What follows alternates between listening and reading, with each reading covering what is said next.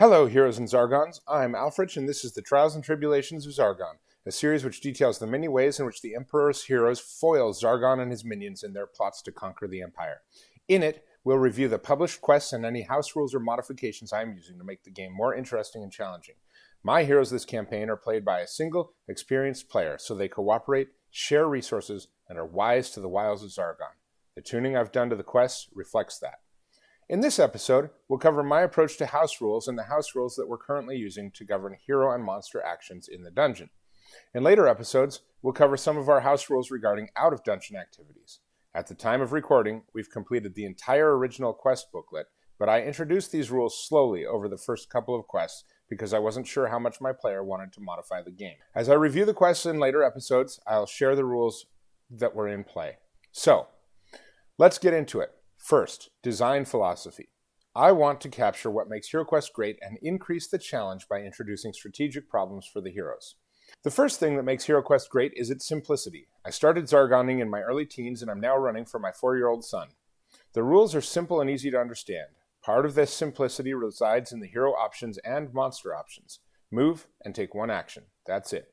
Equipment options are limited and spells are one-offs. These elements of the simplicity leave lots of room for Zargon and player creativity. Sometimes, we've treated the game almost like D&D Light, with heroes describing off-script interactions with the dungeon and furniture.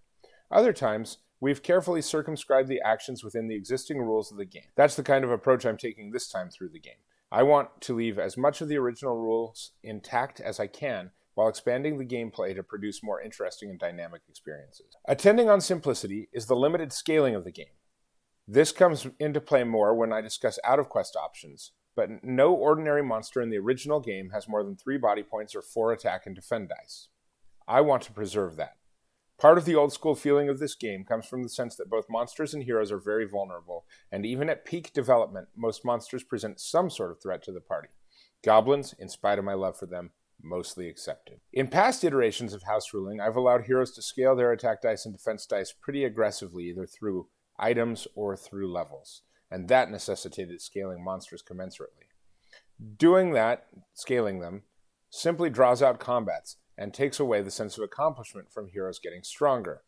In this playthrough, I want to change the difficulty without simply beefing up monsters. A consequence of the simplicity that I mentioned in passing, but that I want to highlight explicitly, is that drawn-out combats quickly become boring. The strategy of the game is in positioning, single-use items, spells, and interesting twists present in the quests themselves. There's nothing the heroes can do creatively to gain advantage on the monsters in combat. Much like the limited scalability, the randomness of the game and its inherent unfairness to heroes contributes to its old-school charm. Where I can, I want to preserve the unfairness in the original rules, though not to increase it, and preserve or increase the elements of chance in the game. Finally, physical objects are a big draw for many of us in this game. Physical objects are a big draw for many of us. We like cards, models, dice, and furniture, or we'd be playing something else entirely. So when possible, I want to expand our use of those tools. I want to capitalize on what I perceive as missed opportunities in the original game design. Some of my previous observations on the game are more salient than others for this batch of house rules, but we will have several more house rule videos coming down the pipe, and I occasionally will be talking about changes I make to the quests. So I want to articulate as much of my design philosophy as I am able at the outset. Now, on to rule changes. The first type of changes mainly streamlines hero turns, and I will take them in the order that they appear in the printed instruction booklet. The version of the book that I will be referencing this video is the one from the 1990 US release. Turn sequence.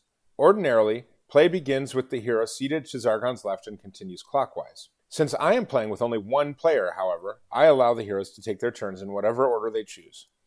This rule change does make the game easier, since it allows heroes to, for example, block a door with the barbarian, and then on a subsequent turn get 2 attacks in on any monster standing at the doorway.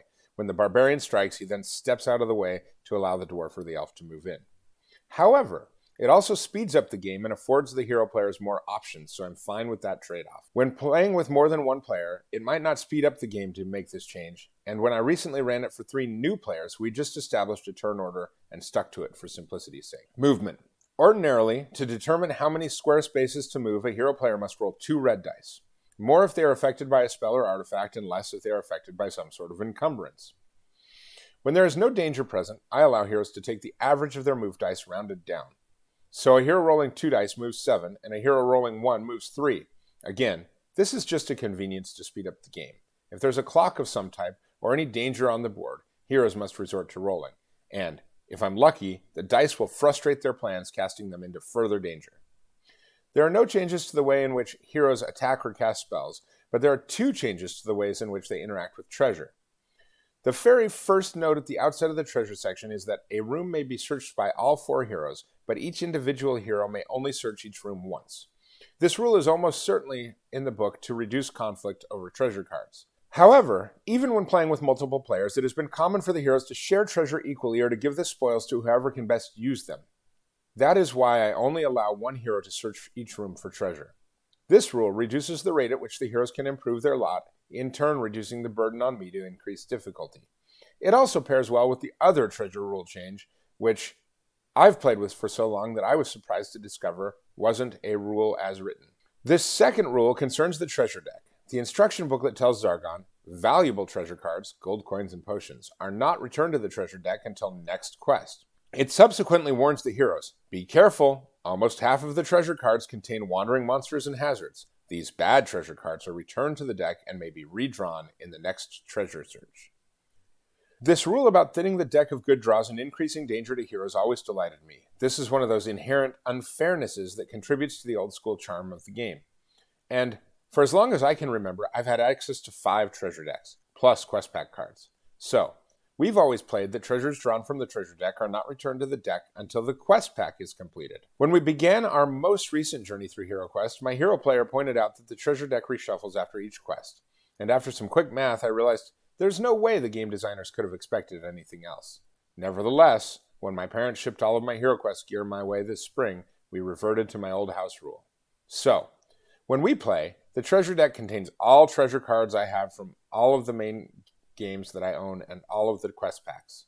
Once a treasure is drawn from the deck, it is not returned to it until the next quest pack. I don't know that this rule makes the game better, but it certainly is fun for me, and it makes some of the cards extremely rare and exciting. There is 1 treasure hoard and 1 elven cloak of passage in my deck that contains over 100 treasure cards. The next house rule is one of convenience, and I suspect it's a common one. Ordinarily, searching for traps is 1 action and secret doors is a second action. For convenience, I combine these 2 searches with my adult players. My son still searches for each separately, but that increases excitement for him since sometimes he forgets to search for things. Rarely has an adult player failed to clear every room by checking it for both traps and secret doors. One other change I've made regards how heroes interact with pit traps. Ordinarily, once a pit trap is discovered, a hero may disarm it. My heroes can activate it without damage, but cannot disarm it. Instead, a hero can trigger it without taking any damage, basically putting enough pressure on that floor section to collapse it. The reasons for the change are twofold.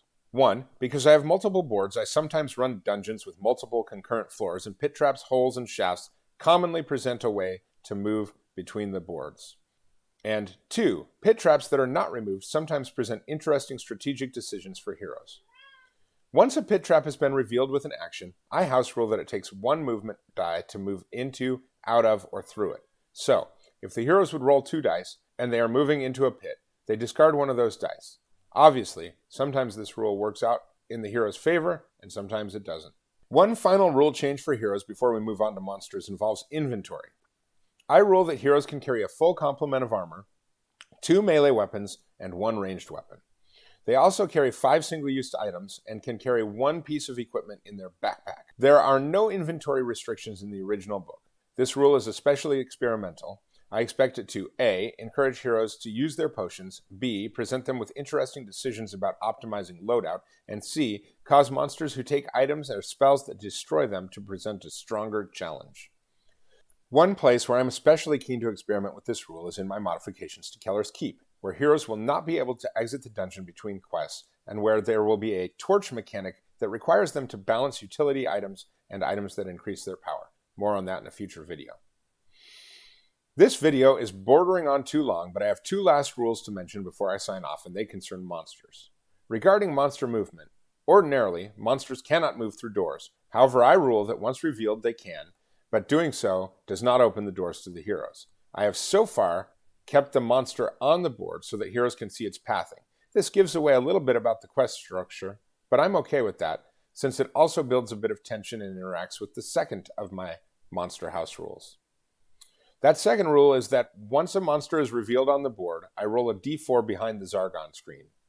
The number that appears on that die is the amount of time that heroes have until a wandering monster shows up to check out the commotion. After the first monster shows up, the timer resets to 4 and it remains active until all monsters are removed from the board.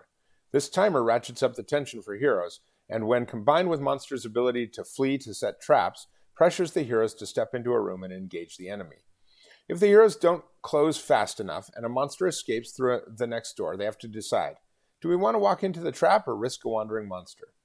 As you can see, most of my house rules here are fairly simple and all about streamlining the game. I suspect that someone else on the internet is using rules similar to mine, but I ended up reinventing the wheel because I didn't have the patience to go review all the variants that amazing hero questers have made over the years. That was part of the impetus for this channel. Returning to the game after a long hiatus, I wanted some punchy, listenable reviews and rule discussions that I could tune into while washing dishes, and I couldn't find them, so here I am producing them for others. If you like my particular combination of rules and want to use them, there's a link to them in the description below. On your way to click it, please do that YouTube thing and like and subscribe. Then I'd love to hear what rules bring Zargon victory in your campaigns. Let's plot together in the comments below.